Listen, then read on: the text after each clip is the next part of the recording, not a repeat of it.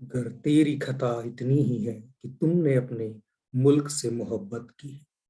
नमस्कार दोस्तों, सत श्री अकाल, वालेकुम सलाम। आप सबों का स्वागत है हमारे YouTube चैनल पर। आज 3 दिन हो गए इस पूरी की पूरी घटना को, और मुझे 3 दिन कम से कम समझने में लगे कि आखिर इस दिन हुआ क्या था। बहुत सारी बातें हैं, बहुत सारे लोगों के विचार हैं, सबकी अपनी अपनी बात है। कोई कह रहा है इसे पॉलिटिकल ड्रामा, कोई इसे कह रहा है पब्लिसिटी स्टंट, कोई कुछ और कह रहा है। हाल के ही दिनों में हम लोगों ने देखा था कि कैसे लोग पांव में पट्टियां बांधकर चुनाव भर घूमते हैं और चुनाव जीतने के बाद कैसे उठ खड़े होते हैं। तो निश्चित तौर पर राजनीतिक स्टंटबाजी तो होती ही रहती है, लेकिन क्या ये घटना सिर्फ एक राजनीतिक स्टंटबाजी थी? आइए थोड़ा सा ध्यान से इसे समझने की कोशिश करते हैं कि आखिर उस दिन हुआ क्या था। बात जिस घटना की कर रहा हूं मैं, उस दिन प्रधानमंत्री के काफिले को एक फ्लाईओवर के ऊपर रोक दिया गया। फ्लाईओवर के ऊपर रोक देने का मतलब यह है कि बाएं और दाएं दोनों तरफ से जाने का मार्ग खत्म हो जाता है। जैसा कि आप इन पिक्स में देख पा रहे होंगे कि यहाँ पर देखिए, ये एक स्नाइपर यहाँ पर बैठा खड़ा है, यहाँ पर और 2-3 एसपीजी के जवान खड़े हैं। सामने यहाँ पर आप देखेंगे कि एक कार लगाकर इस पूरे के पूरे कार को प्रोटेक्ट किया जा रहा है, क्योंकि पीएम इसी कार में बैठे हैं। आखिर ऐसा क्या हुआ था उस दिन?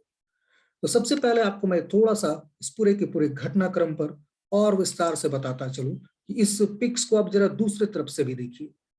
ये प्रधानमंत्री की कार हो गई, और यह उसके सामने एक प्रधानमंत्री कॉन्वॉय का ही एक कार लगा दिया गया है, ताकि इधर से कोई भी अगर फायरिंग होती है तो उसे रोकने का काम यह कार करे। याद रखिएगा, ये कोई भी कार ऐसी नहीं होती है जो बुलेट प्रूफ ना हो, तो इसलिए ये सामने लगाई गई है। कारण सीधा सा है, आप यहाँ पर देख रहे हैं एक हरी रंग की बस, यह पूरा का पूरा रास्ता जाम कर दिया गया है। तथाकथित जो भी यहाँ पर किसान आंदोलनकारी हैं, उनके द्वारा यह पूरा का पूरा रास्ता जाम कर दिया गया है। अब जरा ध्यान से समझिए और देखिए आगे के पिक्स को। अब यहाँ पर वही हरी वाली आपकी बस है, और उसके सामने पंजाब पुलिस, यहाँ पर एसपीजी के लोग हैं, पंजाब पुलिस के लोग आपको बात करते हुए या फिर कह लें विचार में मग्न नजर आ जाएंगे। अब थोड़ा सा मैं और आगे चलता हूं। अब प्रधानमंत्री का जो कॉन्वॉय होता है, इसे जरा समझने की कोशिश कीजिए। यहाँ पर एयरपोर्ट था, या इस एयरपोर्ट की जगह से अब प्रधानमंत्री का काफिला यहाँ से निकलता है। तो याद रखिएगा, आपको सीधा एक रास्ता दिख रहा होगा। ये सीधा अगर बात करेंगे तो ये हुसैनावाला के पास पहुंचा जा सकता था, लेकिन प्रधानमंत्री का कॉन्वॉय है तो निश्चित तौर पर इतने सीधे रास्तों पर नहीं चलता। कारण सीधा सा है कि उन्हें सिक्योरिटी थ्रेट काफी ज्यादा होते हैं। एक से पॉइंट 2 के ऊपर, और पॉइंट 2 से देखिए कितना घूम कर यह फरीदकोट के पास पहुंचते हैं। और फरीदकोट से भी ये सीधा रास्ता ले सकते थे, लेकिन फरीदकोट से भी सीधा रास्ता नहीं लिया जाता, बल्कि फरीदकोट से तलवंडी भाई की ओर मूव करते हैं, और वहां से यह सीधे अपने सभा स्थल पर जाने वाले थे। और उन्हें जहां रोका गया वह देखिए, ये नंबर 5 की जगह है, जहां पर प्रधानमंत्री के काफिले को रोक लिया गया। फोटोग्राफ में जरा ध्यान से देखिए इसे। रास्ता एक इधर से है, एक इधर से है, मतलब यहाँ पर अगला 1.5 किलोमीटर कोई रास्ता और अल्टरनेटिव रूट नहीं है। पीछे अगर बात करेंगे तो पीछे कम से कम अगर बात करेंगे तो 4 से 5 किलोमीटर, और यहाँ पर कोई अल्टरनेटिव रूट नहीं है। स्थिति समझ सकते हैं आप कि अब इस रास्ते से कहीं निकला नहीं जा सकता। अब जिसने भी यह काम करवाया होगा कि तुरंत प्रधानमंत्री के काफिले को इसी रास्ते से रिटर्न करवाया, वो निश्चित तौर पर इन सारे लोगों की सोच से काफी आगे था। क्योंकि क्या यह घटना प्रधानमंत्री की हत्या के लिए थी? यह बड़ा सवाल है। मेरा मानना है कि ऐसा नहीं था, बल्कि इससे कुछ ज्यादा था। प्रधानमंत्री की हत्या हो गई तो निश्चित तौर पर याद रखिएगा, भाजपा को पुनः प्रचंड बहुमत वाली सरकार बनाने का मौका मिल जाएगा। इसलिए विरोधी इतनी बड़ी गलती नहीं करेंगे। तो यहां पर इनका इरादा क्या था, इस चीज को समझिए।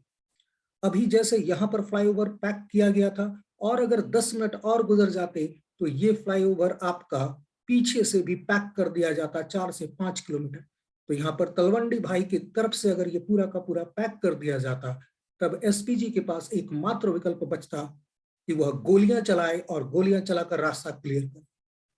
और यही निश्चित तौर पर इस पूरी की पूरी घटना का उद्देश्य था कि प्रधानमंत्री के मत्थे उन निर्दोष लोगों की हत्या का इल्जाम लगा दिया जाए जो इस पूरे के पूरे स्थल पर प्रधानमंत्री को रोकने के लिए आए थे। याद रखिएगा, इसमें 2, 4, 10, 15 ज्यादा से ज्यादा लोग होंगे जो इस पूरी की पूरी घटना को अंजाम दे रहे होंगे।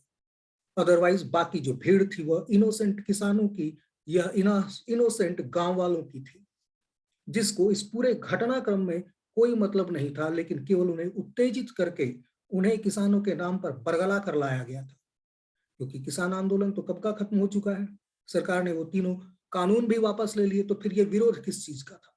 अब यहाँ पर एक सूरत उतरती होती कि दोनों तरफ से जब प्रधानमंत्री घेर लिए जाते तो प्रधानमंत्री को खुद वार्ता के लिए आना पड़ता किसानों के सामने। उस समय अगर प्रधानमंत्री कोई भी मांग इन लोगों की एक्सेप्ट कर लेते तो वो याद रखिएगा कभी भी स्वीकार नहीं करते ये फर्जी किसान। कारण सीधा सा है, क्योंकि इस प्रकार के कई कोशिशें टेबल पर हो चुकी हैं लेकिन उसका कोई परिणाम नहीं निकला। नतीजा ये लोग सिर्फ एक ही चीज करने आए थे, ये किसी भी हालत में प्रधानमंत्री की कोई बात नहीं सुनते और एसपीजी के पास एक मात्र उद्देश्य होता, इनको मारते हुए प्रधानमंत्री को सुरक्षित निकालना। यह एक प्रकार से प्रधानमंत्री की राजनीतिक मौत हो जाती। तो यहाँ पर प्रधानमंत्री की मौत की तैयारी नहीं थी, ये प्रधानमंत्री के राजनीतिक मौत की तैयारी थी। तो प्रधानमंत्री के राजनीतिक मौत का ये खाका तैयार जिसने भी किया था, बहुत ही घृणित कह सकते हैं मानसिकता से ग्रस्त व्यक्ति रहा होगा। क्योंकि प्रधानमंत्री को मार पाना इन भीड़ के बस की बात नहीं है, ये सबको पता है। एसपीजी जो हमारी है वह 1000 की बात छोड़ दीजिए, कम से कम 10,000 भी अगर लोग आ जाएं चारों तरफ से घेर ले तो एसपीजी उनके ऊपर भारी पड़ेगी। इनके पास इतनी गोली बारूद होते हैं और साथ में 10 मिनट भी नहीं लगते पूरी की पूरी आर्मी इस इलाके में पहुंच जाती। ये तो अच्छी किस्मत है इन लोगों की कि इस समय प्रधानमंत्री मोदी है। अगर वही इंदिरा गांधी होती तो आज इन लोगों को पता चल जाता। याद रखिएगा, इंदिरा गांधी अगर आज होती तो ये जो आए थे यहाँ पर आंदोलनकारी, उनमें से शायद ही कोई एक जिंदा बचकर जा पाता। एक मुझे बिल्कुल संदेह है कि एक भी आंदोलनकारी इसमें से जिंदा बचकर जा पाता जो इस रास्ता को जाम करने के लिए आए थे। तो खैर, ये इंदिरा का जमाना नहीं है, यह मोदी का जमाना है। और ये प्रयास इसी समय हुआ ऐसा नहीं है, ऐसा पूरा का पूरा पिछले बार हम लोगों ने जब देखा 26 जनवरी को, तो उस दिन भी यही था कि सरकार को उस्काओ ताकि सरकार गोलियां चलाने को बाध्य हो जाए और सरकार के ऊपर उसे हत्यारा साबित करने का एक मौका मिल जाए इन लोगों को। शाहीन बाग में भी यही चीज हुआ था। शाहीन बाग में भी जिस प्रकार के प्रदर्शन हुए, उनका कतई उद्देश्य सीएए वापस लेना नहीं था। उसका उद्देश्य था कि किसी प्रकार से सरकार को इतना मजबूर कर दे कि वो गोलियां चलाने पर बाध्य हो जाए। और जब सरकार गोलियां चलाएगी, निहत्थे लोगों को मारेगी, तो निश्चित तौर पर सरकार की राजनीतिक मौत हो जाएगी। तो यहां पर ये हत्या से ज्यादा कहीं बड़ी साजिश थी प्रधानमंत्री की राजनीतिक मौत की। मैंने इससे पहले के अपने वीडियोस में भी कहा है कि इस प्रकार से सरकार को उस्काने की घटना हो रही है। लोकतंत्र बंगाल में खत्म हो गया, लेकिन किसी के कान पर चूं तक नहीं रहेंगी और लोग बड़े मजे में बंगाल की सरकार की तारीफें कर रहे हैं। आज अगर इस प्रकार की घटनाएं हो रही हैं तो आप निश्चित तौर पर मानिए कि यह लोकतंत्र की हत्या करने का प्रयास हो रहा है।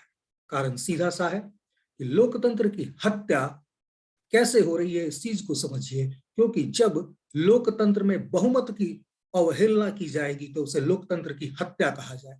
तो यहाँ पर कुछ ऐसे बुद्धिजीवी कह ले या कह ले आंदोलनजीवी या आप कोई और नाम दे ले इन्हें, इनके द्वारा पूरी तरह से बहुमत का निरादर करना और बहुमत को घुटनों पर लाना, यह इनका उद्देश्य है।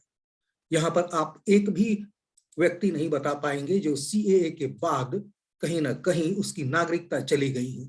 लेकिन सीएए के बाद यह पूरा का पूरा आंदोलन इसी नाम पर हुआ कि हमारी नागरिकता छीन ली जाएगी।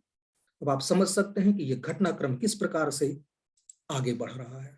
तो ये पूरे के पूरे घटना की प्रेरणा प्रधानमंत्री की इन्हीं फोटोग्राफ से मिलती है, जिसमें वह लोगों के सामने खुले में आकर मिलते हैं। तो यहाँ पर कहीं ना कहीं प्रधानमंत्री को डराने की भी कोशिश है कि आप इस प्रकार से पॉपुलर रोड शो ना करें, और रोड शो के दौरान ही इन्हें मारने की साजिश की जाएगी यह निश्चित तौर पर इन लोगों की मानसिकता बतलाती है।